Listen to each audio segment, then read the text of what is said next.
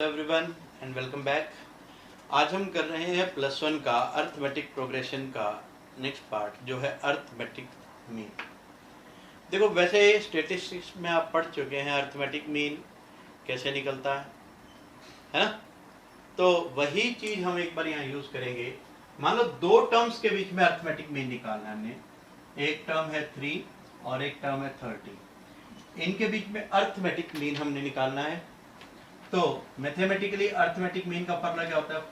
दोनों का सम bye 2, 3 + 30 bye 2 यानी कि 33 बाय 2 16.5। ठीक है।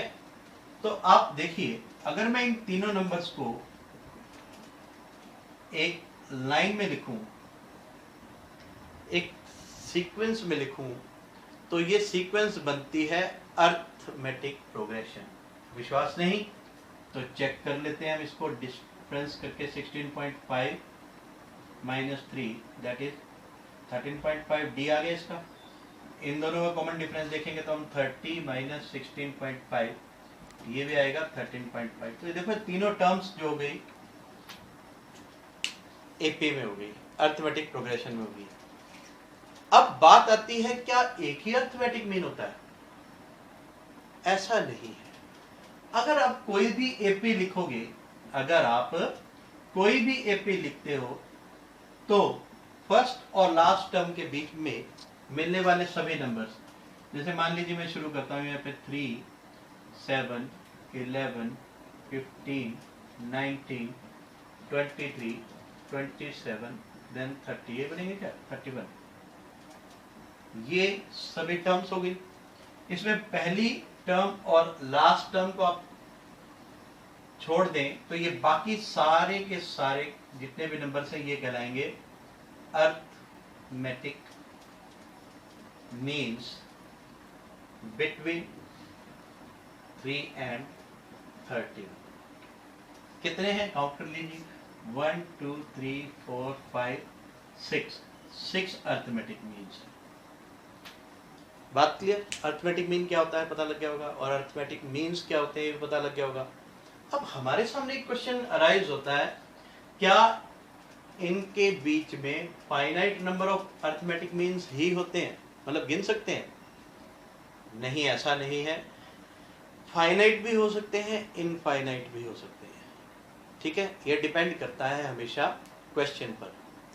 चलो अब हम एक चीज इसमें क्वेश्चन के रूप में अराइज करते हैं कि right 8 arithmetic means between 3 and 30। 3 और 30 के बीच में 8 अर्थमेटिक मीन लिखने आपने। 1 2 3 4 5 6 7 8 ये 8 प्लेसेस बना दिए मैंने। इनके बीच में 30 अर्थमेटिक मीन भरने। 1 2 3 4 5 6 7 8। बात क्लियर? अब ये देखो, इसे ध्यान से देखो, क्या आप इसे इजीली सॉल्व कर सकते हैं? आपने 10th में किया हुआ है, लेकिन मैं फिर भी एक बार एक्सप्लेन कर देता हूं। पहले 10th वाले तरीके को फॉलो करेंगे, फिर +1 में इसका एक शॉर्टकट मेथड बनाएंगे। ठीक है, तो ये 3 से लेकर 30 तक नंबर टोटल कितने हो गए काउंट करें। 1 2 3 4 5 6 7 8 9 10। अब यहाँ a हो गया 3, an 30। मैं इस an को a10 भी लिख सकता हूं, लिख सकता हूं ना? क्लियर? और n हो गया हमारे पास 10। यहां इन दोनों की मदद से हम निकालेंगे d, डिफरेंस। डिफरेंस कैसे निकलता है आप जानते हैं। डिफरेंस निकालने के लिए हम क्या करेंगे, सबसे पहले इनको सॉल्व करेंगे। a = 3 एक है ही, और a10 है 30। a10 का फॉर्मूला क्या होता है? a + n - 1।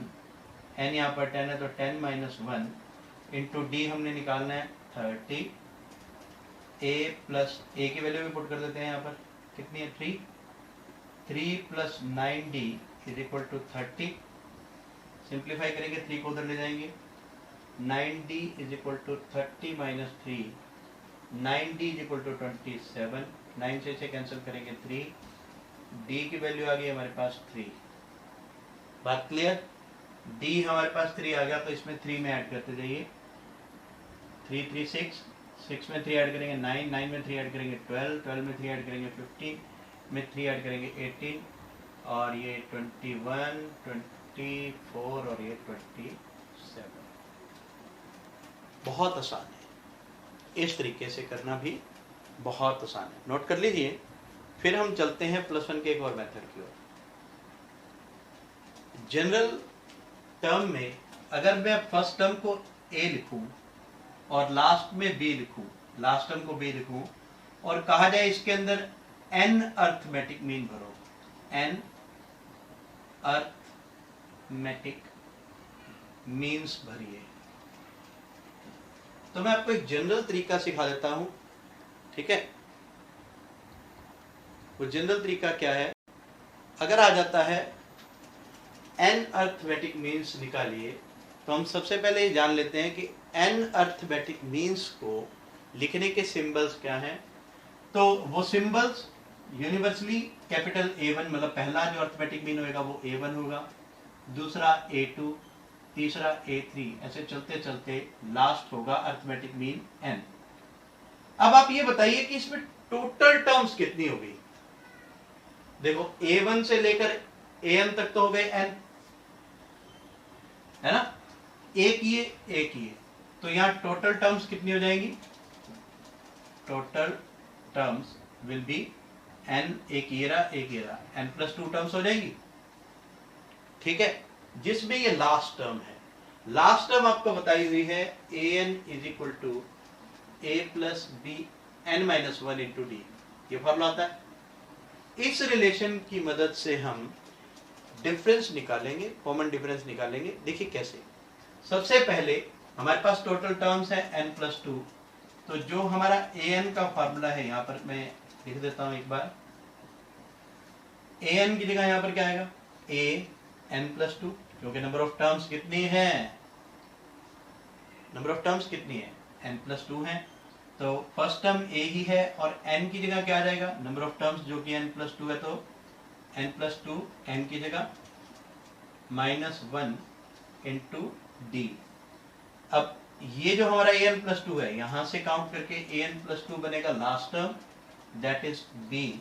इस a को उठाकर इधर ले आओ, माइनस हो जाएगा, ये हो जाएगा n + 1 into D, b - a के नीचे n + 1 इक्वल टू डी। तो हमारा कॉमन डिफरेंस हमें मिल गया b - a n + 1। इसकी मदद से हम जितने अर्थमेटिक मीन हमें रिक्वायर्ड हो वो निकाल सकते हैं। फॉर एग्जाम्पल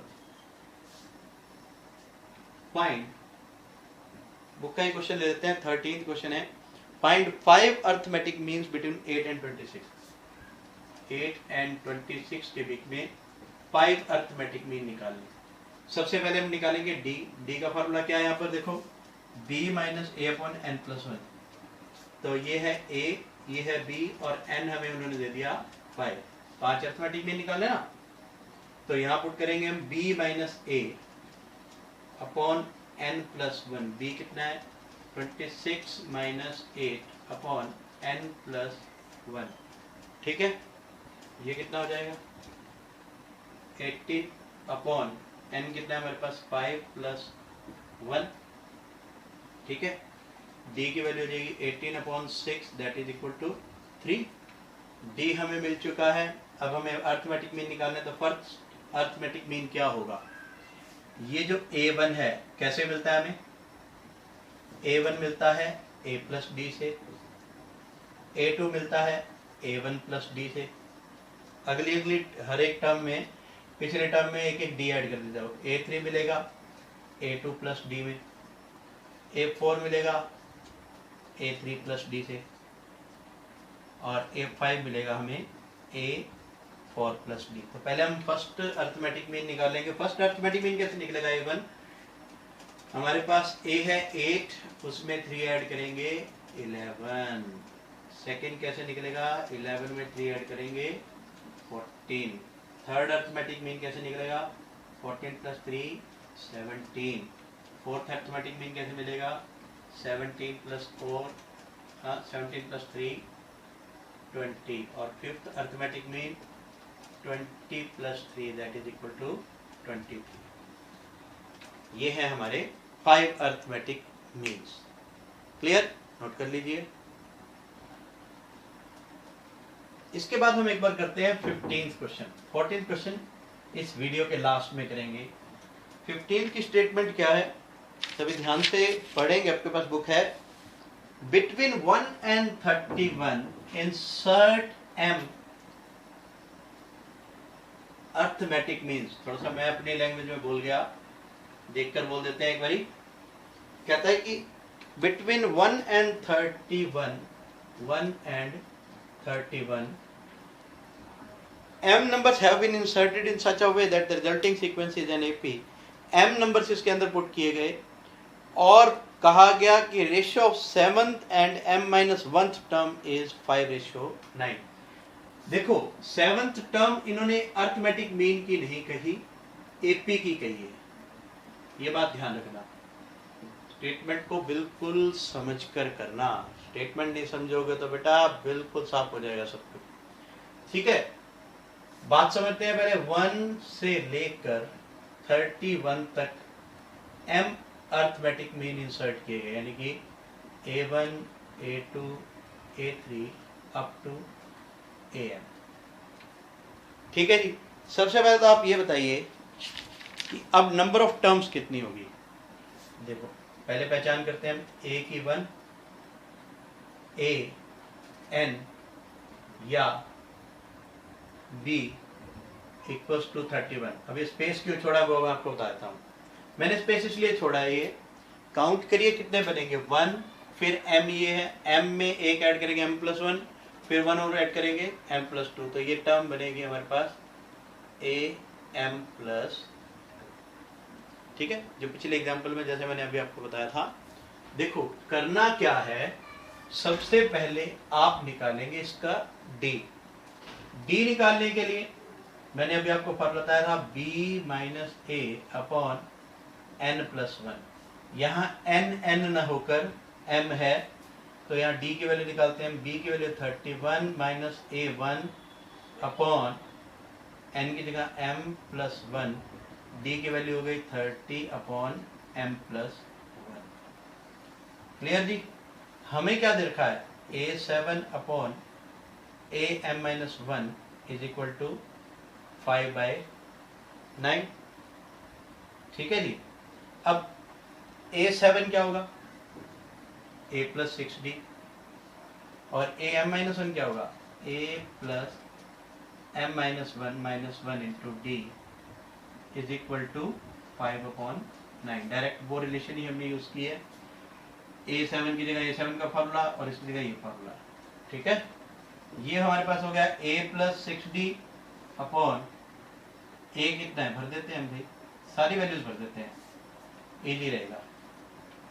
a की वैल्यू 1 + 6, d की वैल्यू कितनी है जरा देखो, ये रही d की value 30 upon m+1 upon 1 + m-2 -1 करके 30 upon m+1 is equal to 5/9।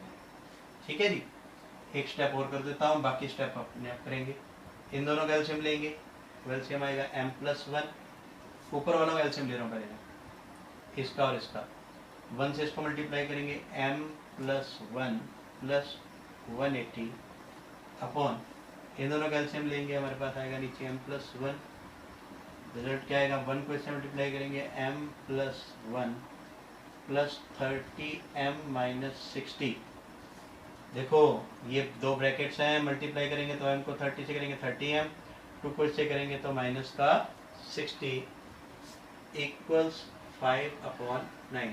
m+1 से m+1 कैंसल, इसे करेंगे तो m + 181 अपॉन m और 30 को मल्टीप्लाई करेंगे 31m - 59 is equal to 5/9। Cross multiply कर देना, m की वैल्यू आ जाएगी 14। Please pause it down and note it down. आगे हम क्वेश्चन कर रहे हैं 17th क्वेश्चन क्या है? A man starts repaying A loan, एक आदमी लोन को रीपे करना शुरू करता है और फर्स्ट इंस्टॉलमेंट रखता है 100। His first installment is ₹100। आगे बढ़ते हैं। आगे वो कहता है इफ ही इंक्रीजेज, अगर वो डेली नहीं sorry if he increases the installment by ₹5 per month, हर महीने 5 रुपए बढ़ा देता है, तो बताओ उसकी 30वीं इंस्टॉलमेंट क्या होगी? हर महीने इंक्रीज कितना करता है? Increase in installment per month ₹5। देखो पहले महीने उसने पे की 100, दूसरे महीने उसने पे की 105, तीसरे महीने 5 और ऐड कर देगा 110, फिर ऐड करेगा तो 115। ध्यान से देखो ये क्या मिला हमें, ये अरिथमेटिक प्रोग्रेशन मिल गई। ठीक है जी। अब उसने कहा है कि 30th मंथ के एंड पर वो कितना पे करेगा, तो 30th के लिए हमें क्या निकालना है? A30 निकालना है। A30 के लिए हमें an का फॉर्मूला पता ही है, a + n-1 into D. A30 का बनेगा a, यहाँ पर देखो a कितना है 100 प्लस n कितना है 30 - 1, d की वैल्यू 5, इनके बीच का गैप 5 है। 100 प्लस 29 × 5 कितना बनेगा? 100 प्लस 145, टोटल कितना बन जाएगा? 240। Simple and sober, easy questions हैं, नोट कर लीजिए। तो अब हम करते हैं 18th क्वेश्चन। 18th क्वेश्चन क्या है? The difference between any two consecutive angles. कोई भी दो एनी टू कॉन्सिक्यूटिव लिखने का मतलब यही है कि ये पी इन्होंने पहले से डिसाइड कर दिया। ठीक है, मतलब कंफ्यूजन छोड़ी नहीं कोई भी। और फिर पहले polygon is 5 degree if the smallest angle is 120 degree, मतलब हमें सबसे छोटा एंगल 120 डिग्री मिल गया। और find number of sides of a polygon. देखो इसे हम करेंगे कैसे? इसे हम करेंगे नंबर ऑफ साइड्स निकालने के लिए हम पहले नंबर ऑफ साइड्स मान लेंगे। Let number of sides n।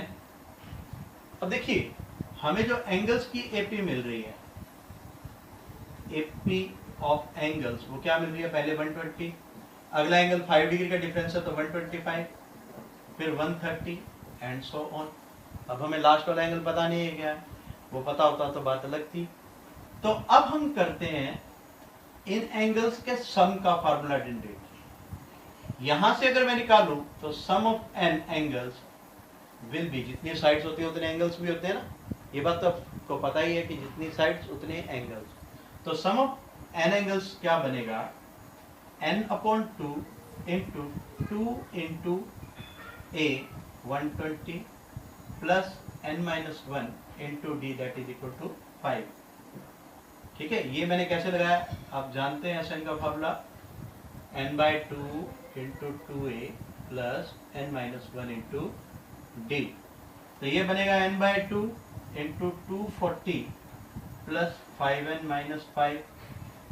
ठीक है, और सिंप्लीफाई करें तो n/2 इंटू 235 प्लस में 5। ये हो गया हमारे पास। अच्छा, एक हमारे पास geometrically sum of n terms निकालने का फॉर्मूला था। सम ऑफ n एंगल्स या sum of angles of polygon, sum of angles of polygon, इसका एक फॉर्मूला होता है। वो क्या होता है? Number of sides -2 into 180। देखो ये भी सम ऑफ एन एंगल्स है, ये भी सम ऑफ एन एंगल्स है, दोनों को इक्वल कर सकते हैं।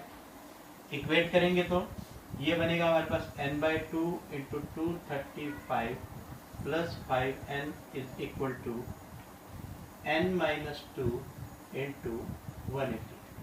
चलिए ओपन करते हैं, 2 को उधर ले जाएंगे, मल्टीप्लाई हो जाएगा, ये हो जाएगा 5n² plus 235 is equal to 180 80 multiply 2 करेंगे तो 360 हो जाएगा। 360 n माइनस 720। बात क्लियर?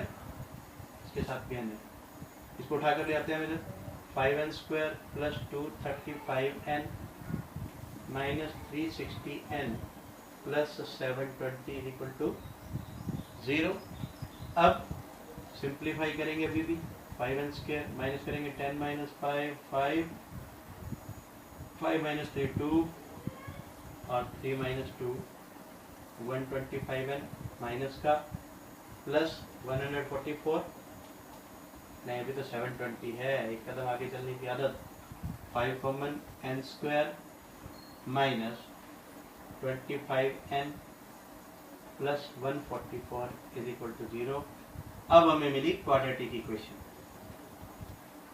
हाँ जी, क्वाड्रेटिक का नेचर है, इनको मल्टीप्लाई करने पे 144 और माइनस करने पर या प्लस माइनस करने पर माइनस 25।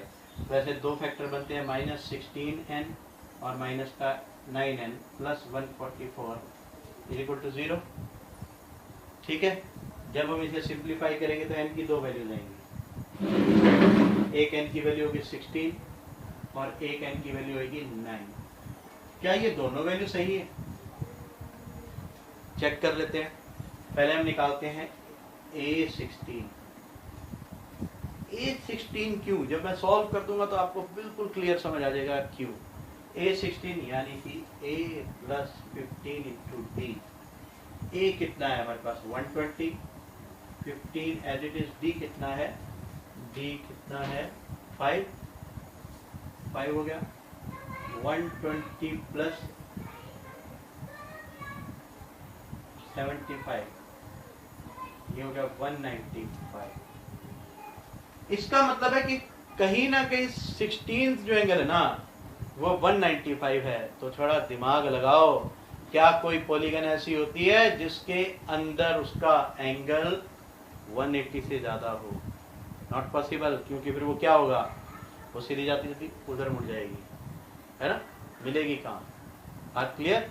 इसलिए हम n=16 को रिजेक्ट कर देंगे। ठीक है, तो हमारा आंसर जो बनेगा वो क्या बनेगा, n=9। Please pause it down and note it down.